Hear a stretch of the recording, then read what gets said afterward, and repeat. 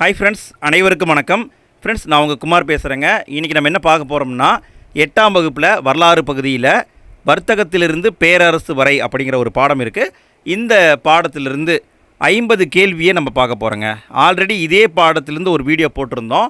அந்த வீடியோவில் கர்நாடக போர்கள் வரையும் நம்ம பார்த்துருந்தோம். அதாவது பார்த்திங்கன்னா, இந்த பாடம் வந்து பெரிய பாடம், கிட்டத்தட்ட 200 கேள்விக்கு மேலே வருதுங்க. அவ்வளோ கேள்வியையும் ஒரே வீடியோவில் போட்டால் 1 மணி நேரம் ஓடும், நீங்களும் பார்க்க முடியாது. நானும் ரெடி பண்ண ரொம்ப சிரமப்படணும். அதுக்காக தான் நான் பிரித்து போடுறேன், சரிங்களா? இன்றைக்கி நம்ம என்ன பார்க்க போகிறோம்னா, இந்த பாடத்தில் இருக்கிற மைசூர் போர்கள் மொத்தம் 4 போர் நடந்திருக்கும், மராத்திய போர் மொத்தம் 3 போர் நடந்திருக்கும். இந்த 2 டாப்பிக்கை மட்டும் நம்ம பார்க்க போகிறோம். மீதம் இருக்கிறத அடுத்த வீடியோவில் பார்க்க போகிறோம். மீதம் என்ன இருக்குது அப்படிங்கிறத நான் கம்யூனிட்டி போஸ்ட்டில் போஸ்ட் பண்ணுறேன். நீங்கள் படிச்சுட்டு வந்துடுங்க. நாளைக்கு அந்த வீடியோ வரும், டெஸ்ட்டு போட்டு பாருங்கள். சரி, ஓகே, நம்ம இன்றைய வீடியோக்குள்ளே போகலாமா ஃப்ரெண்ட்ஸ்? எல்லோரும் ரெடியாக இருக்கீங்களா? சரி, ஃபஸ்ட்டு கேள்வியை பாருங்கள்.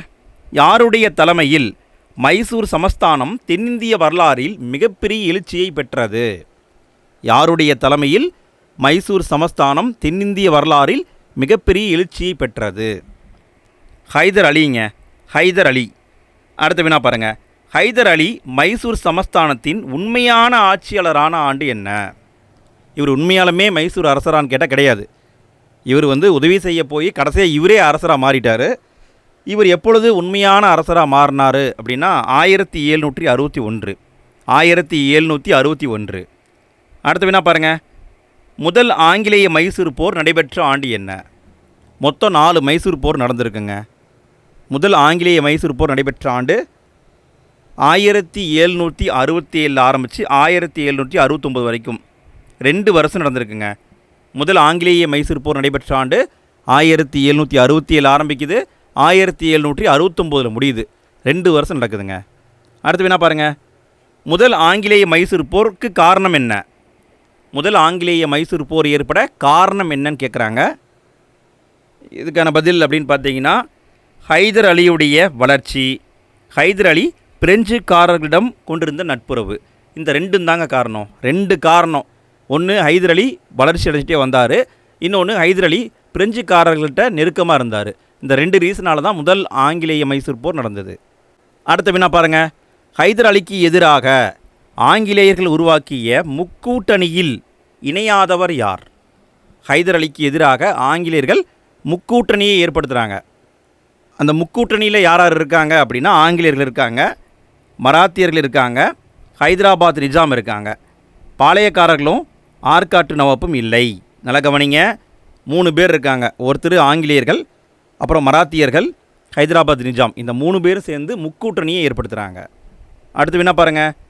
ஹைதராபாத் நிஜாமுடன் சேர்ந்து 1767 மைசூர் மீது படையெடுத்த ஆங்கில படை தளபதி யார்? ஃபஸ்ட்டு சண்டைக்கு போகிறாருங்க. 1767 மைசூர் மீது படையெடுத்த ஆங்கில படை தளபதி யார்? Joseph Smith. இவர் தான் போகிறாருங்க, ஜோசப் ஸ்மித்து. அடுத்த வினா பாருங்கள்.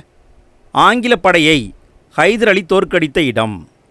ஹைதர் அலி ரொம்ப வலிமையாக இருந்தார். அவர் ஆங்கில படையை தோற்கடித்தார். யாருடைய தலைமையில்? ஜோசப் ஸ்மித் தலைமையில் வந்த படையை தோற்கடித்தார். எங்கே தோற்கடித்தாருன்னு கேட்குறாங்க. மங்களூரில் தோற்கடிச்சிருப்பார். மங்களூரில் ஹைதர் அலி ஜோசப் ஸ்மித் தலைமையிலான படையை தோற்கடிக்கிறார். அடுத்த வினா பாருங்கள். 1769 எந்த மாதம் ஹைதர் அலி மദ്രാஸ் மீது படையெடுத்தார்? இவர் என்ன பண்ணுறாருன்னா, நீங்கள் மங்களூர் மேலே படையெடுத்து வரீங்களா, நான் திரும்ப உங்கள் மேலே படையெடுத்து வரேன்டான்னு சொல்லிட்டு இவர் சென்னைக்கு படையெடுத்து போகிறாரு. இவர் எந்த மாதம் போனார் அப்படின்னு கேட்குறாங்க. 1769 மார்ச் மாதம் படையெடுத்து போகிறாருங்க. மார்ச் மாதம். 1769 மார்ச் மாதம். அடுத்த வினா பாருங்கள். முதல் ஆங்கிலேய மைசூர் போர் எந்த உடன்படிக்கையின்படி முடிவுக்கு வந்தது? 2 பேரும் மாறி மாறி சண்டை போட்டுக்கிறாங்க. ஏதாவது ஒரு உடன்படிக்கை போட்டு நிறுத்தணும்ல. அப்போ எந்த உடன்படிக்கையின்படி முடிவுக்கு வந்தது அப்படின்னா, மதராஸ் உடன்படிக்கை. மதராஸ் உடன்படிக்கை. அடுத்த வினா பாருங்கள். மதராஸ் உடன்படிக்கை மேற்கொள்ளப்பட்ட நாள். மதராஸ் உடன்படிக்கை மேற்கொள்ளப்பட்ட நாள் 1769 ஏப்ரல் 4. 1769 ஏப்ரல் 4ங்க. திரும்ப சொல்கிறேன் பாருங்கள். ஜோசப் ஸ்மித் தலைமையிலான படை மங்களூருக்கு வருது. அதை ஹைதர் அலி தோற்கடிக்கிறாரு. ஹைதர் அலி மதராஸ் மேலே படையெடுக்கிறாரு. அதனால தான் மதராஸ் உடன்படிக்கை போட்டுக்கிறாங்க 1769 ஏப்ரல் 4.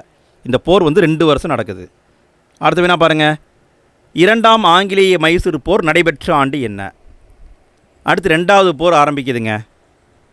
2ஆம் ஆங்கிலேய மைசூர் போர் நடைபெற்ற ஆண்டு 1780 ஆரம்பித்து 1784 வரைக்கும் கிட்டத்தட்ட 4 வருஷம் நடக்குதுங்க.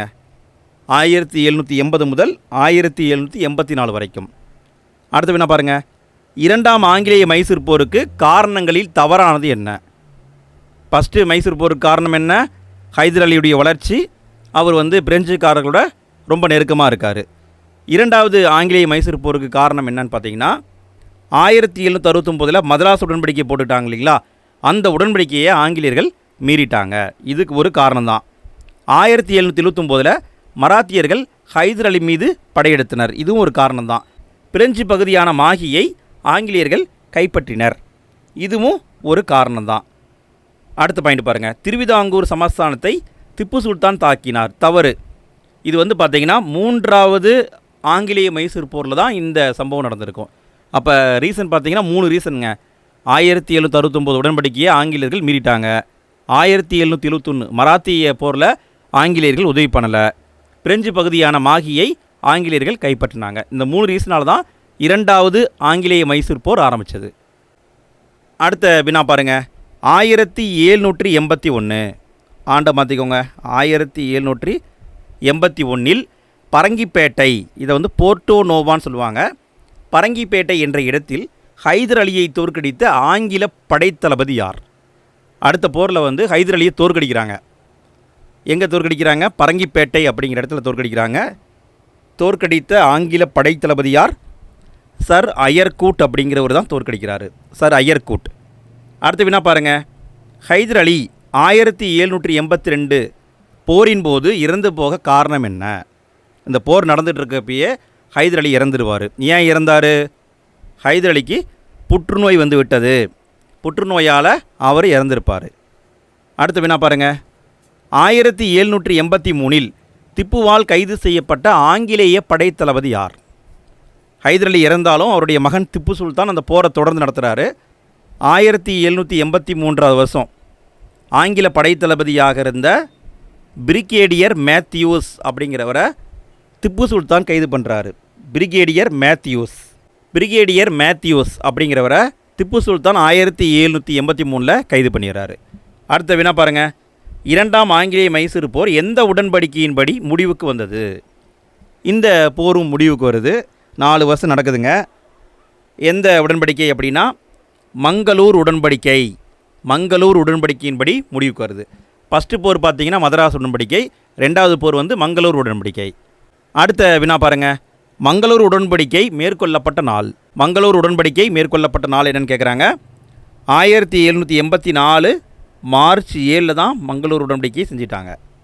அடுத்த வினா பாருங்கள், மங்களூர் உடன்படிக்கை மேற்கொள்ளப்பட்ட பொழுது இந்தியாவின் கவர்னர் ஜெனரலாக இருந்தவர் யார்? மங்களூர் உடன்படிக்கை போட்டுட்டாங்க இல்லைங்களா, அப்போ இந்தியாவுடைய கவர்னர் ஜெனரல் யாருன்னு கேட்குறாங்க. அப்போ இருந்தவர் வாரன் ஹேஸ்டிங்ஸ் பிரபு. அடுத்து வினா பாருங்கள், 3ஆம் ஆங்கிலேய மைசூர் போர் நடைபெற்ற ஆண்டு. அடுத்த போரை உடனே ஆரம்பிச்சிட்டாங்க. 3ஆம் ஆங்கிலேய மைசூர் போர் நடைபெற்ற ஆண்டு 1790 முதல் 1792 வரைக்கும் கிட்டத்தட்ட 2 வருஷம் நடந்ததுங்க. 1790 முதல் 1792 வரைக்கும். அடுத்த வினா பாருங்கள், 3ஆம் ஆங்கிலேய மைசூர் போருக்கு காரணங்களில் தவறானது. இதை மாற்றிக்கோங்க. 3ஆம் ஆங்கிலேய மைசூர் போருக்கு காரணம் என்னன்னு கேட்குறாங்க. என்னென்ன கொடுத்துருக்காங்க? பிரான்ஸு, துருக்கி நாடுகளுக்கு திப்பு சுல்தான் தன்னுடைய தூதுவர்களை அனுப்பினார். இது கரெக்டு. 1784 மங்களூர் உடன்படிக்கையை திப்பு சுல்தான் மீறினார். இதுவும் கரெக்டு. பிரெஞ்சு பகுதியான மாஹியை திப்பு சுல்தான் கைப்பற்றினார். தவறு. பிரெஞ்சுக்காரர்களோடு தான் இவர் நட்பாக இருந்தார். ஸோ அந்த பகுதியை பிடிக்கல. 1789 திருவிதாங்கூர் சமஸ்தானத்தை திப்பு சுல்தான் தாக்கினார். இது கரெக்டு. அப்போ பார்த்தீங்கன்னா 3 ரீசன்ஸ் சரிங்க. பிரெஞ்சு, துருக்கி போன்ற நாடுகளுக்கு திப்பு சுல்தான் தன்னுடைய தூதர்களை அனுப்புகிறாரு. இப்படி ஆங்கிலேயர்கள் எங்களை தாக்குறாங்க, வந்து ஹெல்ப் பண்ணுங்க அப்படின்ட்டு. 2வது ரீசன் பார்த்தீங்கன்னா 1784 மங்களூர் உடன்படிக்கை போட்டுட்டாங்க இல்லைங்களா, அந்த உடன்படிக்கையை திப்பு சுல்தான் மீறிட்டார். மூன்றாவது ரீசன் 1789 திருவிதாங்கூர் சமஸ்தானத்தை திப்பு சுல்தான் தாக்குனார். இந்த 3 ரீசனால தான் 3வது ஆங்கிலேய மைசூர் போர் ஆரம்பித்தது. அடுத்த வினா பாருங்கள். 3வது ஆங்கிலேய மைசூர் போர் எத்தனை கட்டங்களாக நடைபெற்றது? எத்தனை கட்டங்களாக நடைபெற்றது அப்படின்னு கேட்குறாங்க. 3 கட்டமாக நடந்திருக்குங்க. 3 கட்டங்கள். அடுத்து வினா பாருங்கள். 3வது ஆங்கிலேய மைசூர் போரின் முதல் கட்ட தாக்குதலை நடத்திய ஆங்கிலேய படைத்தளபதி யார்? மொத்தம் 3 கட்ட தாக்குதல் நடந்தது. முதல் கட்ட தாக்குதலை யார் நடத்தினாங்கன்னு கேட்குறாங்க. தளபதி மேடோஸ் இவர் தான் முதல் கட்ட தாக்குதலை நடத்துகிறாரு. தளபதி மேடோஸ். அடுத்து வினா பாருங்கள். 1790 3வது ஆங்கிலேய மைசூர் போரின் 2ஆம் கட்ட தாக்குதலை நடத்திய ஆங்கிலேய கவர்னர் யார்? அதாவது முதல் தாக்குதல் வந்து மேடோஸ் வராரு, அவரால் முடியல. 2ஆம் கட்ட தாக்குதலை ஆங்கிலேய கவர்னர் ஜெனரலே வந்து தாக்குதல் நடத்துகிறாரு. யார் வராங்க அப்படின்னா காரன் வாலிஸ் வராருங்க. நல்லா கவனிங்க. 2வது ஆங்கிலேய மைசூர் போர் இருக்கும்போது வாரன் கேஸ்டிங் இருந்தார். 3வது ஆங்கிலேய மைசூர் போகிறப்ப காரன் வாலிஸ் இருக்கார். அடுத்து வினா பாருங்கள். 3ஆம் ஆங்கிலேய மைசூர் போர் எந்த உடன்படிக்கையின்படி முடிவுக்கு வந்தது? 3ஆம் ஆங்கிலேய மைசூர் போர் எந்த உடன்படிக்கையின்படி முடிவுக்கு வந்தது? ஸ்ரீரங்கப்பட்டினம் உடன்படிக்கைங்க. ஸ்ரீரங்கப்பட்டினம் உடன்படிக்கை. அதாவது ஃபஸ்ட் உடன்படிக்கை வந்து மதராஸு, 2வது பார்த்தீங்கன்னா மங்களூரு, 3வது பார்த்தீங்கன்னா ஸ்ரீரங்கம். அடுத்த வினா பாருங்கள். ஸ்ரீரங்கப்பட்டினம் உடன்படிக்கை மேற்கொள்ளப்பட்ட ஆண்டு என்ன? ஸ்ரீரங்கப்பட்டினம் உடன்படிக்கை மேற்கொள்ளப்பட்ட ஆண்டு 1792ங்க.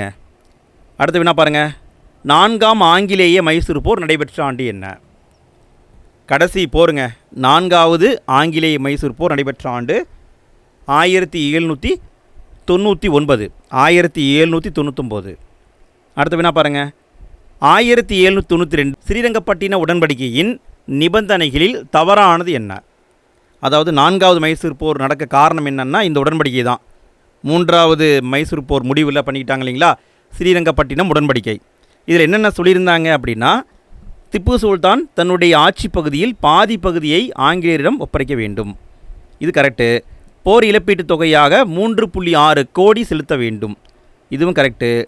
திப்பு தன்னுடைய 2 மகன்களை ஆங்கிலேயரிடம் பிணை கைதிகளாக ஒப்படைக்க வேண்டும். இதுவும் சரி.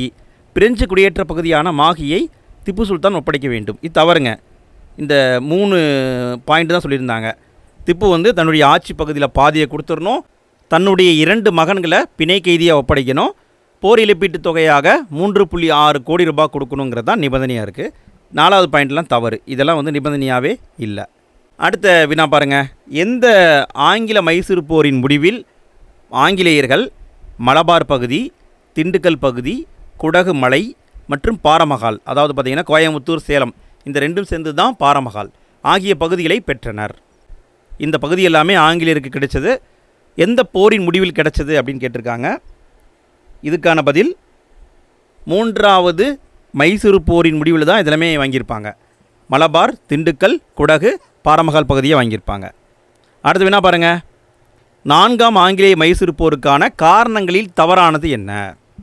1799 4வது ஆங்கிலேய மைசூர் போர் நடந்தது. அந்த போருக்கான காரணங்களில் தவறானது என்னன்னு கேட்குறாங்க. திப்பு சுல்தான் ஆங்கிலேயருக்கு எதிராக வெளிநாட்டு கூட்டணிக்காக அரேபியா, துருக்கி, ஆப்கானிஸ்தான் மற்றும் பிரான்ஸ் ஆகிய நாடுகளுக்கு தன்னுடைய தூதுவர்களை அனுப்பினார். இது சரி. எகிப்து மீது படையெடுத்த நெப்போலியனுடன் திப்பு தொடர்பு வைத்திருந்தார். இதுவும் சரி. கூற்று 2ம் சரி என்பதான் ஆன்சருங்க. இந்த 2 ரீசனால தான் 4வது ஆங்கிலேய மைசூர் போர் நடந்தது. அடுத்த வினா பாருங்கள். திப்பு சுல்தான் ஜாக்கோபியன் கழகத்தை நிறுவி சுதந்திர மரத்தை நட்ட இடம்? பிரெஞ்சுக்காரங்க வராங்க. திப்புவுடைய பகுதி எந்த பகுதி? ஸ்ரீரங்கப்பட்டினம். ஸ்ரீரங்கப்பட்டினத்தில் ஜாக்கோபியன் கழகம் அப்படிங்கிறத உருவாக்குறாங்க. அங்கே சுதந்திர மரத்தை நடுறாங்க. அடுத்த வினா பாருங்கள். 1799 4வது ஆங்கிலேய மைசூர் போரில் தாக்குதலை நடத்திய ஆங்கிலேய கவர்னர் யார்? 4வது மைசூர் போரில் யார் கவர்னராக இருந்தாங்கன்னு கேட்குறாங்க. வெல்லெஸ்லி பிரபு இருந்தாருங்க. நல்லா கவனிங்க ஃப்ரெண்ட்ஸ். 2வது மைசூர் போர் அப்படின்னா வாரன் கேஸ்டிங்கு. 3வது மைசூர் போரில் வந்து காரன் வாலிஸ் வந்தார். 4வது மைசூர் போரில் யார் வர்றாங்க? வெல்லெஸ்லி பிரபு வராங்க. அடுத்த வினா பாருங்கள். 1799 4வது ஆங்கிலேய மைசூர் போரில் பம்பாய் இராணுவத்தின் தளபதியாக இருந்தவர் யார்? இந்த 4வது மைசூர் போரில் என்ன பண்ணுறாங்கன்னா 3 பக்கம் இருந்தும் தாக்குதல் நடத்துகிறாங்க. பம்பாயிலிருந்தும் ஒரு படை வருது, சென்னையிலேருந்து ஒரு படை வருது, தெற்கிலிருந்து ஒரு படை வருது. பம்பாயிலிருந்து வந்த படைக்கு தளபதியாக இருந்தவர் யார் அப்படின்னா தளபதி ஸ்டூவர்ட் அப்படிங்கிறவர். தளபதி ஸ்டூவர்டு தான் பம்பாய் படைக்கு தளபதியாக இருந்தார். அடுத்து என்ன பாருங்கள், 1799 4வது ஆங்கிலேய மைசூர் போரில் மதராஸ் இராணுவத்தின் தளபதியாக இருந்தவர் யார்? பம்பாய் படைக்கு தளபதி ஸ்டூவர்டு. சென்னை படைக்கு யார் தளபதி அப்படின்னா ஆர்தர் வெல்லஸ்லி. Arthur Wellesley. அடுத்து என்ன பாருங்கள், 4வது ஆங்கிலேய மைசூர் போரின் முடிவில் ஸ்ரீரங்கப்பட்டினம் கைப்பற்றப்பட்ட நாள். 4வது ஆங்கிலேய மைசூர் போரின் முடிவில் ஸ்ரீரங்கம் கைப்பற்றப்பட்ட நாள் 1799 மே மாதம் 4ஆம் தேதிங்க. 1799 மே 4. அடுத்த வினா பாருங்கள், 4வது ஆங்கிலேய மைசூர் போரின் முடிவில் திப்புவின் குடும்பத்தினர் எங்கு அனுப்பப்பட்டனர்? மைசூரில் வச்சுருந்தா திரும்பவும் பிரச்சனை வரும் அப்படின்ட்டு அவங்கள வேறு இடத்துக்கு மாற்றுறாங்க. எங்கே மாற்றினாங்க அப்படின்னா வேலூருக்கு மாற்றுறாங்க. வேலூருக்கு மாற்றுறாங்க. வேலூரில் தான் 1806 வேலூர் கழகம் வருது. அதன் பிறகு தான் கல்கத்தாவுக்கு மாற்றியிருப்பாங்க.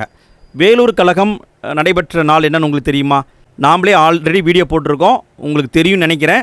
வேலூர் கழகம் நடைபெற்ற நாள் என்றைக்கு? இதுக்கான பதிலை வந்து கமெண்ட்டில் பதிவு பண்ணுங்கள். எத்தனை பேர் கரெக்டான ஆன்சர் போடுறீங்கன்னு பார்க்கலாம். அடுத்து என்ன பாருங்கள், எந்த ஆங்கிலேய மைசூர் போரின் முடிவில் கனரா, வயநாடு, கோயம்புத்தூர், தாராபுரம் ஆகிய பகுதிகளை ஆங்கிலேயர் இணைத்து கொண்டனர்? முன்னாடி நம்ம பார்த்தோமா, குடகுமலை, திண்டுக்கல், சேலம் இந்த பகுதியெல்லாம் இணைச்சிட்டாங்க இல்லையா? 3வது மைசூர் போர் முடிவில் இணைச்சிட்டாங்க. 4வது மைசூர் போர் முடிவில் தான் கனரா, வயநாடு, கோயம்புத்தூர், தாராபுரம் போன்ற பகுதிகளை ஆங்கிலேயர்கள் இணைத்து கொண்டார்கள். அடுத்த வினா பாருங்கள், 3ஆம் பானிபட் போர் தோல்வியால் மராத்திய கூட்டமைப்பு எத்தனை சுதந்திரமான மாநிலமாக பிரிந்தது? அடுத்த டாபிக் வந்து மராத்தியர்களை பார்க்குறோம். 3வது பானிபட் போர் நடந்திருக்கும். அந்த பானிபட் போருடைய தோல்வியால் மராத்திய கூட்டமைப்பு எத்தனை சுதந்திரமான மாநிலமாக பிரிந்தது? இதுக்கான பதில் 5 சுதந்திரமான மாநிலமாக பிரிந்திருக்கும். அடுத்த வினா பாருங்கள், மராத்திய குடும்பங்களை பொறுத்துக. மராத்திய குடும்பங்களை பொறுத்துனுங்க. ஒவ்வொரு இடத்துல ஒவ்வொரு குடும்பம் இருக்காங்க. இதுக்கான பதில்னு பார்த்தீங்கன்னா புனாவில் இருந்தவங்க பேஸ்வா, பரோடாவில் இருந்தவங்க கெய்க்வாட்டு, நாக்பூரில் இருந்தவங்க போன்ஸ்லே, இந்தூரில் இருந்தவங்க ஹோல்கார், குவாலியரில் இருந்தவங்க சிந்தியா. மொத்தம் 5 குடும்பம் இருந்திருக்குங்க. அடுத்த வினா பாருங்கள், முதல் ஆங்கிலேய மராத்திய போர் நடைபெற்ற ஆண்டு என்ன? முதல் ஆங்கிலேய மராத்திய போர் நடைபெற்ற ஆண்டு 1775 ஆரம்பித்து 1782 வரைக்கும் 7 ஆண்டுகள் நடந்திருக்குங்க. முதல் ஆங்கிலேய மராத்திய போர் நடைபெற்ற ஆண்டு 1775 ஆரம்பிக்குது, 1782 முடியுது. அடுத்த வினா பாருங்கள், முதல் ஆங்கிலேய மராத்திய போர், இந்த போருக்கான காரணங்களை ஆராய்க. மொத்தம் 3 பாயிண்ட் கொடுத்துருக்காங்க. எது சரின்னு நீங்கள் கண்டுபிடிக்கணும். பேஸ்வா நாராயணராவின் இறப்பிற்கு பிறகு வாரிசுரிமை போர் ஏற்பட்டது. இது சரி. நாராயணராவ் இறந்த பிறகு ரகுநாதராவ், இவரை ரகோபான்னு சொல்லுவாங்க, பேஸ்வானார். இதுவும் சரி. பூனாவில் இருந்த ஒரு குழு நாராயணராவின் மனைவி கங்காபாய்க்கு பிறந்த 2ஆம் மாதவராவை பேஸ்வாவாக அங்கீகரித்தது. இதுவும் சரி. 3ம் சரிங்க. அதாவது வாரிசுரிமை போர் தான் முதலாவது ஆங்கிலேய மராத்திய போருக்கு காரணம். அடுத்து என்ன பாருங்கள், 1775 ஆங்கிலேயருக்கும் ரகுநாதராவுக்கும் இடையே எந்த ஒப்பந்தம் கையெழுத்தானது? ரகுநாதராவ் இருக்கார் இல்லைங்களா, அதாவது ரகோபா, இவர் என்ன பண்ணுறாரு, ஆங்கிலேயர்கிட்ட உதவி கேட்குறாரு. ஆங்கிலேயரும் இவங்களும் ஒப்பந்தம் போட்டுக்கிறாங்க. என்ன ஒப்பந்தம் அப்படின்னா சூரத் ஒப்பந்தம். 1775 ரகோபாவுக்கும் ஆங்கிலேயருக்கும் இடையே செய்யப்பட்ட ஒப்பந்தம் சூரத் ஒப்பந்தம். அடுத்த வினா பாருங்கள், 1775 சூரத் உடன்படிக்கையின் பொழுது இந்தியாவின் கவர்னர் ஜெனரலாக இருந்தவர் யார்? 1775 சூரத் உடன்படிக்கை போட்டுக்கிட்டாங்க இல்லைங்களா, அந்த உடன்படிக்கையின் பொழுது இந்தியாவுடைய கவர்னர் ஜெனரலாக இருந்தவர் யார்? வாரன் ஹேஸ்டிங்ஸ் தான் இருந்தாருங்க. 1775 இருந்தவர் வாரன் ஹேஸ்டிங்ஸ். அடுத்த வினா பாருங்கள், 1776 பூனாவின் பாதுகாப்பு அரசுடன் புரந்தர் ஒப்பந்தத்தை மேற்கொண்ட ஆங்கில படை தளபதி யார்? 1775 ரகுநாதராவோட ஆங்கிலேயர்கள் சூரத் ஒப்பந்தம்னு போட்டுட்டாங்க. அதுக்கு அடுத்த வருஷம் 1776 பூனாவுடைய பாதுகாப்பு அரசுடன் புரந்தர் அப்படிங்கிற ஒப்பந்தத்தை ஆங்கில படைத்தளபதி கர்னல் அப்டன் அப்படிங்கிறவர் போட்டுக்கிறாரு. கர்னல் அப்டன். அடுத்து வேணா பாருங்கள், 1781 மராத்திய தலைவரான மகாதாஜி சிந்தியாவை பல போர்களில் தோற்கடித்த ஆங்கில படைத்தளபதி யார்? 1781 மராத்திய தலைவராக இருந்த மகாதாஜி சிந்தியாவை பல போர்களில் தோற்கடித்த ஆங்கில படைத்தளபதி கர்னல் அப்டன். இவர் தான் தோற்கடிச்சிருப்பார், கர்னல் அப்டன். அடுத்த வினா பாருங்கள், 1782 மே 17 வாரன் ஹேஸ்டிங்ஸ் மற்றும் மகாதாஜி சிந்தியா இடையே கையெழுத்தான ஒப்பந்தம் என்ன? 1782 ஒப்பந்தம் போட்டுக்கிட்டாங்க. என்ன ஒப்பந்தம்? சால்பைங்கிற ஒப்பந்தங்க. இந்த ஒப்பந்தங்களை மனப்பாடம் பண்ணிக்கோங்க ஃப்ரெண்ட்ஸ். எந்த வருஷம் எந்த ஒப்பந்தம் போட்டுக்கிட்டாங்கன்னு பார்த்துக்கோங்க. கால வரிசைப்படி தெரிஞ்சு வச்சுக்கோங்க. இதை வந்து எக்ஸாமில் அப்படி தான் கேட்பாங்க. கால வரிசைப்படி வரிசைப்படுத்துக அப்படின்னு கேட்கலாம், அல்லது ஆண்டுகளை பொறுத்துக அப்படின்னும் கேட்கலாம். அடுத்த வினா பாருங்கள், முதல் ஆங்கிலேய மராத்திய போர். இந்த போருடைய முடிவில் ஆங்கிலேயர்களுக்கு வழங்கப்பட்ட பகுதி என்ன? முதல் ஆங்கிலேய மராத்திய போரின் முடிவில் ஆங்கிலேயர்களுக்கு வழங்கப்பட்ட பகுதி சால்செட் அப்படிங்கிற பகுதியை கொடுத்தாங்க, சால்செட். அடுத்த வினா பாருங்கள், பேஷ்வா இரண்டாம் பாஜிராவ் இந்தியாவின் தலைமை ஆளுநர் வெல்லஸ்லி பிரபுவும் 1802 எந்த உடன்படிக்கையை செய்து கொண்டனர்? பேஷ்வாவாக இருந்த இரண்டாம் பாஜிராவும் இந்தியாவுடைய தலைமை ஆளுநர் வெல்லஸ்லி பிரபுவும் 1802 பசீன் அப்படிங்கிற உடன்படிக்கையை பண்ணிட்டாங்க, பசீன் உடன்படிக்கை. அடுத்த வினா பாருங்கள், எந்த உடன்படிக்கையின்படி மராத்தியர்கள் துணைப்படை திட்டத்தை ஏற்றுக்கொண்டனர்? எந்த உடன்படிக்கையின்படி மராத்தியர்கள் துணைப்படை திட்டத்தை ஏற்றுக்கொண்டனர்? பசீன் உடன்படிக்கை. இந்த உடன்படிக்கையின்படி துணைப்படை திட்டத்தை ஏற்றுக்கிட்டாங்க. அடுத்து வினா பாருங்கள், இரண்டாம் ஆங்கிலேய மராத்திய போர் நடைபெற்ற ஆண்டு என்ன? இரண்டாம் ஆங்கிலேய மராத்திய போர் நடைபெற்ற ஆண்டு 1803 ஆரம்பித்து 1805ங்க. 1803 முதல் 1805 வரை. அடுத்த வினா பாருங்கள், எந்த போருக்கு பின் இந்தியாவில் ஆங்கில கிழக்கிந்திய கம்பெனி தலையாய சக்தியாக மாறத் தொடங்கியது? எந்த போருக்கு பின் இந்தியாவில் ஆங்கிலேய கிழக்கிந்திய கம்பெனி தலையாய சக்தியாக மாறத் தொடங்கியது? இரண்டாவது ஆங்கிலேய மராத்திய போருங்க. அடுத்த வினா பாருங்கள், மூன்றாவது ஆங்கிலேய மராத்திய போர் நடைபெற்ற ஆண்டு என்ன? மூன்றாவது ஆங்கிலேய மராத்திய போர் நடைபெற்ற ஆண்டு என்ன? 1817 1818 வரைக்குங்க. 1817 முதல் 1818 வரைக்கும். எந்த போரின் முடிவில் மராத்திய கூட்டமைப்பு கலைக்கப்பட்டது மற்றும் பேஷ்வா பதவி ஒழிக்கப்பட்டது? எந்த போருடைய முடிவில் மராத்திய கூட்டமைப்பு கலைக்கப்பட்டது மற்றும் பேஷ்வா பதவி ஒழிக்கப்பட்டது? மூன்றாவது ஆங்கிலேய மராத்திய போருங்க. இதன்படி பேஷ்வா பதவியை கலைச்சிட்டாங்க, மராத்திய கூட்டமைப்பையும் கலைச்சிட்டாங்க. அடுத்து வினா பாருங்கள், மராத்தியரின் கடைசி பேஷ்வா யார்? மராத்தியருடைய கடைசி பேஷ்வா யார்? இரண்டாம் பாஜிராவுங்க. அடுத்த வினா பாருங்கள், உடன்படிக்கைகளை பொறுத்துக. உடன்படிக்கை மேற்கொண்ட ஆண்டுகளை பொறுத்துனுங்க. 1769 செய்யப்பட்ட உடன்படிக்கை மதராஸ் உடன்படிக்கை. 1784 மங்களூர் உடன்படிக்கை. 1792 ஸ்ரீரங்கப்பட்டினம் உடன்படிக்கை. 1775 சூரத் உடன்படிக்கை. அடுத்து என்ன பாருங்கள், உடன்படிக்கைகளை பொறுத்துக. இதோட வீடியோ முடியுதுங்க. நாளைக்கு என்ன தலைப்பு அப்படிங்கிறத நான் கம்யூனிட்டி போஸ்ட்டில் போடுறேன், படிச்சுட்டு வந்துடுங்க ஃப்ரெண்ட்ஸ். மீதம் இருக்கிறது தான் சரிங்களா, இந்த பாடத்தில் மீதம் இருக்கிறத படிச்சுட்டு வந்துடுங்க. நாளைக்கு வீடியோ வரும், அதுலேயும் கிட்டத்தட்ட ஒரு 50-60 கேள்வியை நம்ம பார்க்கலாம். சரி, இதுக்கான பதில் அப்படின்னு பார்த்தீங்கன்னா 1775 சூரத் உடன்படிக்கை செய்யப்பட்டது. 1776 புரந்தர் உடன்படிக்கை.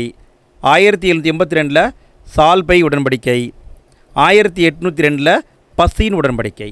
இந்த உடன்படிக்கையை நல்லா பார்த்துக்கோங்க ஃப்ரெண்ட்ஸ், கண்டிப்பாக கேட்க வாய்ப்பு இருக்குது. ஓகே ஃப்ரெண்ட்ஸ், இந்த வீடியோ உங்களுக்கு பிடிச்சிருக்குன்னு நான் நம்புகிறேன். வீடியோ பிடிச்சிருந்தால் மறக்காமல் லைக் போடுங்க.